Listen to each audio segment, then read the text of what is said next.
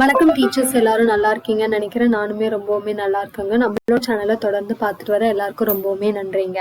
இன்னைக்கு டெட்ல வந்துட்டு நம்ம பயிற்சி வினாத்தாள் தமிழ், இங்கிலீஷ், சோஷியல் பார்த்துட்டு இருக்கோம் இல்லைங்களா? அதுல தமிழுக்கான ரிவிஷன் தாங்க பார்க்க போறோம். பயிற்சி வினாத்தாள் 8. இப்போ இதுல ஒரு 10 கொஸ்டின் மட்டும் 7th ஸ்டாண்டர்ட்ல இருந்து வரும். அதுக்கப்புறம் 8th ஸ்டாண்டர்ட் நான் கண்டினியூ பண்ணியிருக்கேன். ஸோ நம்மளோட வீடியோஸ் உங்களுக்கு யூஸ்ஃபுல்லா இருந்தா நம்மளோட சேனலை சப்ஸ்கிரைப் பண்ணிக்கோங்க. அதே மாதிரி நம்மளோட பிளேலிஸ்ட் செக் பண்ணி பார்த்தீங்கன்னா உங்களுக்கு ரிவிஷன் பர்பஸ்க்காக நிறைய வீடியோஸ் நம்ம போட்டிருக்கோம். கண்டிப்பா உங்களுக்கு ரிவிஷன் பண்றதுக்கு யூஸ்ஃபுல்லா இருக்கும். சரி, வாங்க இன்னைக்கான வீடியோக்குள்ள போகலாம். பயிற்சி வினாத்தாள் 8. நாஞ்சில் நாட்டு கவியான கவிமணி தேசிக விநாயகம் தமிழை அழுத்தமாக ஆர்வத்தோடு கற்ற இடம் எது அப்படின்னு பாத்தீங்கன்னா திருநெல்வேலி. சரிங்களா? நாஞ்சில் நாட்டு கவியான கவிமணி தேசிக விநாயகம் பிள்ளை தமிழை அழுத்தமாக ஆர்வத்தோடு கற்ற இடம் எது அப்படின்னு கேட்டாங்கன்னா எந்த இடம்னா திருநெல்வேலி.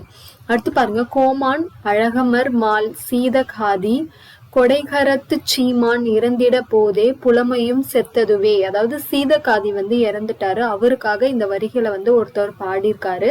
இதுலயே அவருடைய பெயர் குறிப்பிட்டிருக்காங்க பாத்தீங்களா? அவருடைய இறப்பின் போது அவருக்காக இந்த வரிகளை அவர் இறந்த உடனே அவருக்காக இந்த வரிகளை சொன்னது யாரு அப்படின்னு கேக்குறாங்க. யாருன்னா நமச்சிவாய புலவர் பாடியதுன்னு சொல்றாங்க. சரிங்களா? இந்த மாதிரி வரிகள் எல்லாம் கொடுத்துட்டு நம்மளுக்கு நிறைய கேக்குறாங்க. அதனாலதான் இந்த கொஸ்டின் நான் எடுத்துட்டு வந்திருக்கேன்.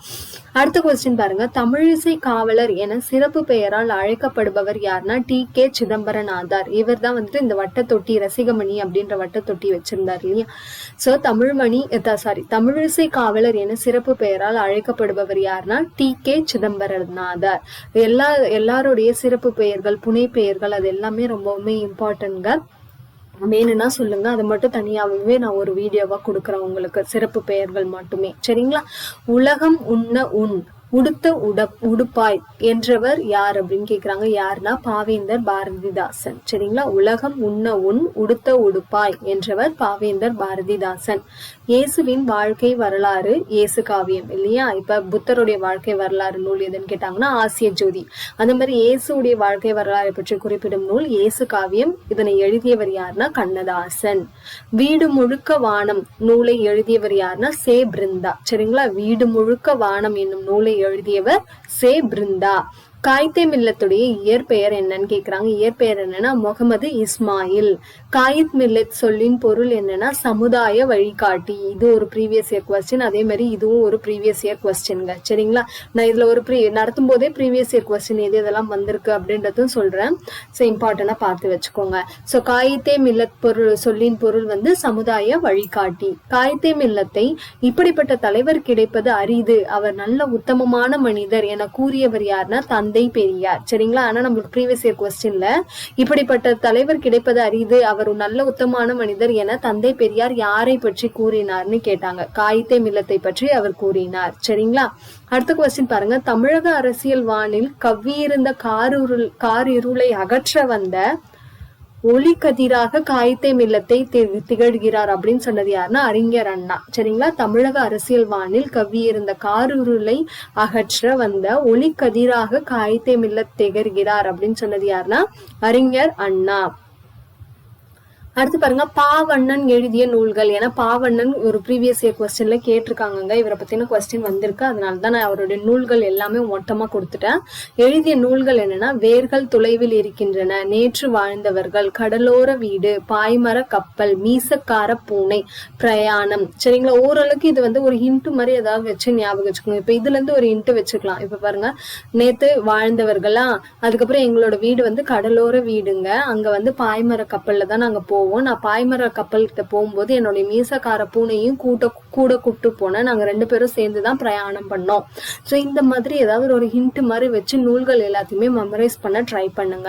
அடுத்து இது ஒரு ப்ரீவியஸ் இயர் கொஸ்டினுங்க. நேத்து நான் போட்ட ப்ரீவியஸ் இயர் கொஸ்டின்ல கூட இந்த கொஸ்டின் கேட்டிருந்தாங்க. நிலம், தீ, நீர், வலி, விசும்போடு 5ம் கலந்த மயக்கம் உலகம் ஆதலின். இந்த உலகத்துல 5 பூதங்கள் இருக்கிறத முதல்ல சொன்னவர் யாருன்னா தொல்காப்பியர். எந்த நூல்லன்னு சொன்னார் பாத்தீங்கன்னா தொல்காப்பியத்துல அவர் சொல்லியிருக்காருங்க. வாழ்க நிரந்தரம், வாழ்க தமிழ்மொழி, வாழிய வாழியவே. இது ஒரு ப்ரீவியஸ் இயர் கொஸ்டின்ங்க. யார் சொல்லியிருக்காங்கன்னா பாரதியார். இப்ப இந்த 12th கொஸ்டின் வரைக்குமே நம்மளுக்கு 7th ஸ்டாண்டர்ட் முடிஞ்சிருதுங்க. இப்ப நம்ம பார்க்க போறது எல்லாமே 8th ஸ்டாண்டர்ட்ல இருந்து எடுக்கப்பட்ட கொஸ்டின்ஸ். ஓகேங்களா? வன்மொழி சொல்லின் பொருள் என்னன்னா வளமிக்க மொழி. சரிங்களா? வன்மொழி அப்படின்னா என்ன பொருள் அப்படின்னு பாத்தீங்கன்னா வளமிக்க மொழி. பாரதியார் நடத்திய இதழ்கள், என்னென்ன இதழ்கள் அவர் நடத்திருக்காருன்னா 2. ஒண்ணு இந்தியா, ஒண்ணு விஜயா. இந்தியா இதழ் ரொம்பவுமே முக்கியம். ஏன்னா இதுலதான் முதல்ல பாரதியார் வந்து கருத்து படம் இல்லைன்னா கேலி சித்திரம் சொல்லுவாங்க இல்லையா, அதை வந்து அறிமுகப்படுத்தினார். சரிங்களா? செந்தமிழ் தேனி என்று பாரதியாரை பாராட்டியவர் யாருன்னா பாரதிதாசன். சரிங்களா? பாரதிதாசன் வந்து பாரதியார பல பெயர்கள்ல பாராட்டியிருக்காரு. அதுல ஒரு பெயர் தான் செந்தமிழ் தேனி. சரிங்களா?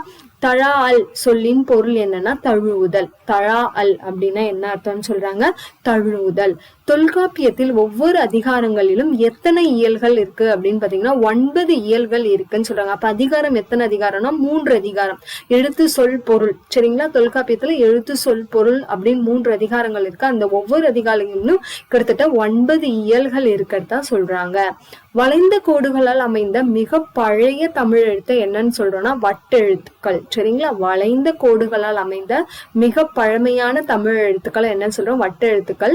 இந்த மாதிரி எழுத்துக்கள்ல நீங்க கோவில்கள்ல கல்வெட்டுக்கள்ல பார்க்க முடியும்னு சொல்றாங்க. கடைச்சங்க காலத்தில் தமிழகத்தில் எழுதப்பட்ட எழுத்துக்களை என்னன்னு சொல்றாங்கன்னா கண்ணெழுத்துக்கள். ஞாபகம் வச்சுக்கோங்க, கடைச்சங்கம் கண்ணெழுத்துக்கள். இது வந்து ஒரு ப்ரீவியஸ் இயர் கொஸ்டின்ங்க. சரிங்களா? அடுத்தது பார்க்க போறது ஒரு ப்ரீவியஸ் இயர் கொஸ்டின் தாங்க. கண்ணெழுத்து படுத்த எண்ணும் பல்பொதி, அதாவது தமிழகத்துல கண்ணெழுத்துக்கள் இருந்ததுக்கான சான்றா இந்த வரி வந்து குறிப்பிடுது.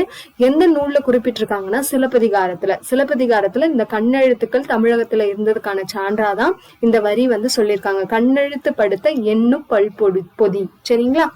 தமிழ் மொழியை எழுத 2 வகை எழுத்துக்கள் வழக்கில் இருந்தன என்பதற்கான சான்று எதுனா அரசலூர்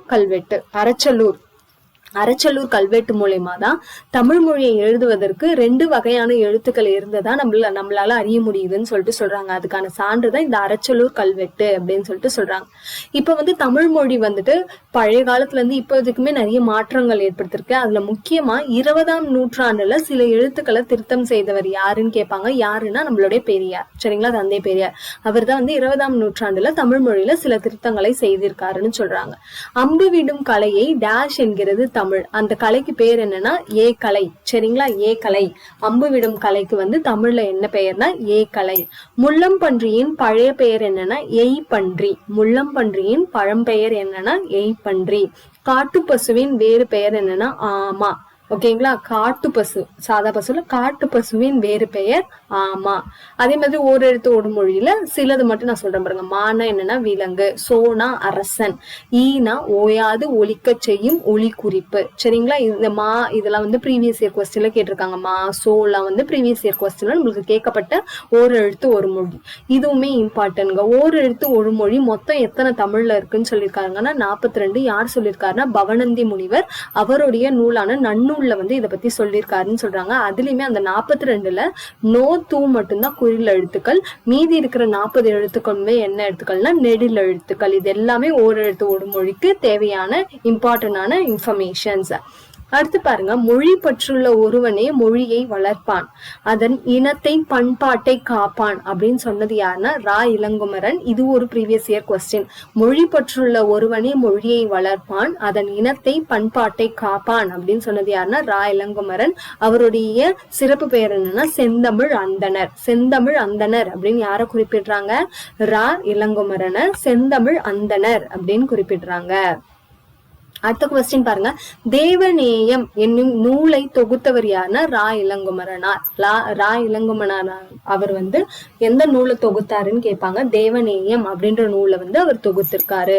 திருவள்ளுவர் தவச்சாலையும் பாவனர் நூலகமும் அமைந்துள்ள இடம் எதுனா திருச்சிக்கு அருகில் உள்ள அல்லூர்.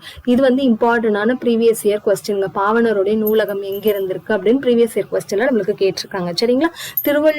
திருவள்ளுவர் தவச்சாலையும் பாவனர் நூலகமும் அமைந்துள்ள இடம் திருச்சிக்கு அருகில் உள்ள அல்லூர். சரிங்களா? அல்லூர்.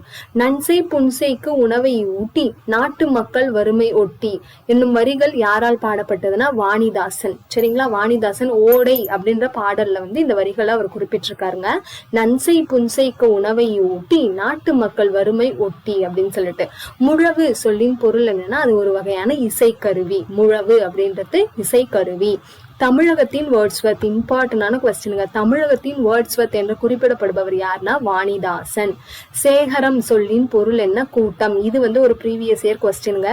சேகரம் என்னும் சொல்லின் பொருள் என்ன அப்படின்னு பாத்தீங்கன்னா கூட்டம். காத்து நொண்டி சிந்து நூலை எழுதியவர் யாருன்னா வெங்கம்பூர் சுவாமிநாதன். சரிங்களா, காத்து நொண்டி சிந்து நூலை எழுதியவர் வெங்கம்பூர் சுவாமிநாதன். பஞ்சகும்மிகள் நூலை தொகுத்தவர் யாருன்னா சே ராசு. சரிங்களா, பஞ்சகும்மிகள் நூலை தொகுத்தவர் சே ராசு. அமெரிக்காவில் பூஜை சவுண்ட் என்னும் இடத்தை சுற்றி வாழ்ந்தவர்கள் எந்த வகையான பழங்குடியினர்னு பாத்தீங்கன்னா சுகுவாமிஷ் பழங்குடியினர். சரிங்களா, அமெரிக்கால புஜே சவுண்ட் அந்த இடத்துல வாழ்ந்த பழங்குடியினர்களுடைய பெயர் என்னன்னு கேட்பாங்க. சுகுவாமிஷ் பழங்குடியினர். அந்த சுகுவாமிஷ் பழங்குடியினருடைய தலைவர் யாருன்னா சியாட்டல். சரிங்களா, சியாட்டல். தமிழக பழங்குடிகள் என்னும் நூலை எழுதியவர் யாருன்னா பக்தவச்சல பாரதி. சரிங்களா, தமிழக பழங்குடிகள் என்னும் நூலை எழுதியவர் யாருன்னா பக்தவச்சல பாரதி. காடர்கள் என்னும் பழங்குடியினர் வாழும் இடங்கள் இங்க தமிழகத்துல எங்கன்னா பரம்பிக்குளமும் ஆனைமலை இதை ஒட்டிய பகுதியில தான் காடர்கள் என்னும் பழங்குடியின இன மக்கள் வாழ்ந்து வரதா சொல்றாங்க. காடர்கள் பேசும் மொழிக்கு பேர் என்னன்னு சொல்றாங்கன்னா ஆள் அளப்பு. சரிங்களா, காடர்கள் அந்த பழங்குடியின மக்கள் பேசக்கூடிய மொழிக்கு பெயர் என்னன்னா ஆள் அளப்பு. காடர்களின் கதையை யானையோடு பேசுதல் என்னும் தலைப்பில் தமிழாக்கம் செய்தவர் யாருன்னா வ கீதா. சரிங்களா, காடர்களின் கதையை யானையோடு பேசுதல் என்னும் தலைப்பில் தமிழாக்கம் செய்தவர் வ கீதா. தீர்வனவும் தீரா திருந்தனவும் செய்மருந்தின் ஊர்வனவும் போலாதும் உவசமத்தின் உயிப்பவனும். இந்த வரிகள் இடம்பெற்றுள்ள நூல் எதுன்னு கேட்டாங்கன்னா நீலகேசி. சரிங்களா, நீலகேசி. அடுத்து பாருங்க, கடவுள் வாழ்த்து நீங்களாக டேஷ் சருக்கங்கள் நீலகேசியில இருக்குன்னா 10 சருக்கங்கள் இருக்கு அப்படின்னு சொல்றாங்க. கடவுள் வாழ்த்து நீங்களாக 10 சருக்கங்கள் நீலகேசியில இருக்கு. அடுத்து பாருங்க, கவிமணி பிறந்த ஊர் எது அப்படின்னு கேக்குறாங்க. கவிமணி பிறந்த ஊர் எது அப்படின்னு பாத்தீங்கன்னா கன்னியாகுமரியில இருக்க தேரூர்ல. கவிமணினா கவிமணி தேசிக விநாயகம் பிள்ளை. சரிங்களா, கவிமணி எத்தனை ஆண்டுகள் ஆசிரியராக பணியாற்றினார்னா கிட்டத்தட்ட 36 ஆண்டுகள் ஆசிரியராக பணியாற்றியவர் யார்? இது வந்து ஒரு ப்ரீவியஸ் இயர் கொஸ்டின். கவிமணி மொழிபெயர்த்த நூல்கள் எதுனா உமர்கயாம் பாடல்கள். சரிங்களா, உமர்கயாம் பாடல்களை தான் அவர் வந்து மொழிபெயர்த்திருக்காரு அப்படின்னு சொல்லிட்டு சொல்றாங்க. அடுத்து நம்ம பார்க்க போறது கவிமணியோட நூல்கள். அது வந்து கீழே மறைஞ்சிருச்சு, அதை நான் சொல்றேன், எழுதிக்கோங்க. சரிங்களா, ஆசிய ஜோதி. சரிங்களா, ஆசிய ஜோதி, மருமக்கள் வழி. ஒரு நிமிஷம் இருங்க, நான் நோட்டு பார்த்து சொல்லிடுறேன். இது வீடியோல இதுவாயிடுச்சு. ஆசிய ஜோதி, மருமக்கள் வழி, மான்மியம், கதர் பிறந்த கதை, மலரும் மாலையும். சரிங்களா, இது எல்லாமே கவிமணியோட நூல்களா குறிப்பிட்டிருக்காங்க. ஸோ டீச்சர்ஸ், இந்த வீடியோல நம்ம 7th ஒரு 10 கொஸ்டின் மீது எல்லாமே 8th ஸ்டாண்டர்ட்லயும் பார்த்துட்டு இருக்கோம். நான் எக்ஸாமுக்குள்ள ஓரளவுக்கு நான் எல்லாத்தையுமே கம்ப்ளீட் பண்ண பாக்குறேன். மேபி ஹால் டிக்கெட் நம்மளுக்கு வந்து November 1 and 2 வரும் அப்படின்னு சொல்லிட்டு எதிர்பார்க்கலாம். ஸோ டைமை வேஸ்ட் பண்ணாம எல்லாத்தையுமே ரிவிஷன் பண்ணிக்கோங்க. புதுசா படிக்கிறேன்னு சொல்லிட்டு ஏற்கனவே படிச்சதை ரிவிஷன் பண்ணாம விட்டுறாதீங்க. தேங்க்யூ ஃபார் வாட்சிங்.